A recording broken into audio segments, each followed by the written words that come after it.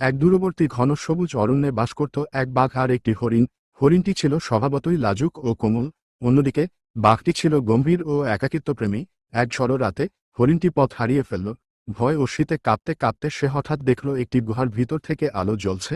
সাহস সঞ্চয় করে সে গুহার ভিতর ঢুকে পড়ল। গুহার ভিতরে ছিল সেই বাঘটি। হরিণটি ভয় পেয়ে পালাতে চাইল, কিন্তু বাঘটি বলল, ভয় পেও না, আজ রাতে আমি শিকার করব না। হরিণটি বিস্মিত হল, একটা বাঘ এমনও হতে পারে। সেদিন থেকেই শুরু হলো এক অদ্ভুত বন্ধুত্ব। প্রতিদিন সকালে হরিণটি আসত, গল্প করত, ফুল নিয়ে আসত। বাঘটি মুগ্ধ হয়ে শুনত। ধীরে ধীরে বাঘটির পরিবর্তন ঘটতে লাগলো। সে আর শিকার করত না, বরং অপেক্ষা করত হরিণটির। কিন্তু একদিন জঙ্গলের অন্য বাঘেরা এটা জেনে ফেলল। তারা উপহাস করতে লাগলো, একটা বাঘ হরিণের বন্ধু, এটা কি কখনো সম্ভব? একদিন হরিণটি বলল, তুমি চাইলে আমি চলে যাব, আমি তোমার স্বভাব পাল্টাতে চাই না। বাঘটি চুপ করে রইল। দীর্ঘ নীরবতার পর বলল, তুমি শুধু একটা হরিণ নও, তুমি আমার শান্তি। তবুও প্রকৃতি নিজের নিয়মে চলে। একদিন হরিণটি হারিয়ে গেল অরণ্যের গভীরে। বাঘটি আর কখনো শিকার করেনি। সে শুধু চুপচাপ বসে থাকত জঙ্গলের এক কোণে, সেই হরিণটির অপেক্ষায়।